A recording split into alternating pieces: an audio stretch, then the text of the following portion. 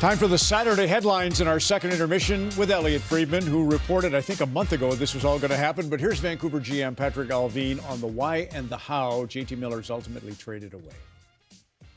We tried and we talked over the last 2 months to see if there was a common ground moving forward here in Vancouver, but it made it clear to me that this was the best interest for J.T. Miller and the Vancouver Canucks. And with J.T. having a full move there, he was willing to work with us, and it became clear that New York Rangers was the best option for the return for Vancouver Canucks.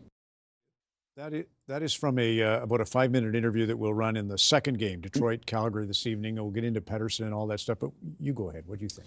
Well, I think if you go, I think everybody, as we've talked about in Vancouver, kind of hoped that after last year that none of this would be an issue. And I heard that earlier in the year, the Canucks went on an East Coast swing and included going through Florida. And I think at one point there, a small group of players got together and asked, can you guys solve this? And obviously it stayed rocky. I think there was hope after Miller came back from his leave that maybe things would get better. But as Allvin said there, even Miller for himself had kind of said maybe it's just, he didn't specifically ask for a trade. I think the wording there is important, but everybody knew that it was just time, right? And I think the Rangers were the most motivated buyer, and that was the team that he really wanted to go to.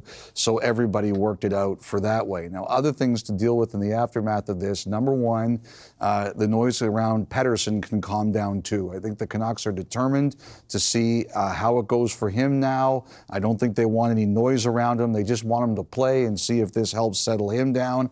And also the two newest Canucks in terms of who need extensions, Marcus Pettersson and Drew O'Connor. Don't forget, Rutherford and Allvin had big impacts in them getting to Pittsburgh in the first place, and they will be eager to sign him, and sign both of them. And I think the two other players who might get seen try for extensions sooner, the two guys that were acquired today by the Dallas Stars. The Stars made a deal with San Jose. They brought in both Cody Ceci and Michael Granlund. Jim Nill had said that he will try to talk to both of those guys about staying. First-round pick, and right now that's a fourth-round pick, and it will become a third if Dallas reaches the Stanley Cup final. Evidently, Ron, much to the happiness of Edmonton, Vancouver, and Calgary viewers, we are predicting the Stars are going to the final. Okay. Jim Rutherford, Elliott's been involved in 216 deals in his 30 years in the National Hockey League. It's no surprise to see him pull the trigger early with Patrik Allvin, of course. March 7th is the deadline. We're a little over a month away. Are we seeing any trends in the deals? Because lots of them. You know what? I think it's one thing we're seeing is that for rentals, it's a first rounder. Like both these deals for rental players, and again, they might get extended, but first rounders included. Now, our draft guys, Sam Cosentino and Jason Bukala, aren't crazy about this draft, so that's why maybe teams are willing to do it. But right now, it's said first rounders got to go. Craig Conroy will also join us in the second game. You're busy. Yeah, well, you're going to interview him. We'll all interview him. But he's got hot commodities, so what's happening there? Yeah, so one of the most interesting things about the Calgary Flames, and they made a big deal this week getting Morgan Frost and Joel Farabee, but the Flames have told teams that Rasmus Andersson, Nazem Kadri, and Mackenzie Weegar are not available. And I know a lot of Calgary fans, like Weegar has a contract, Kadri has a contract, but a number of teams have asked about him. Andersson, as you know, is heading into the final year of his deal, and the Flames are getting more and more confident they're going to be able to keep him.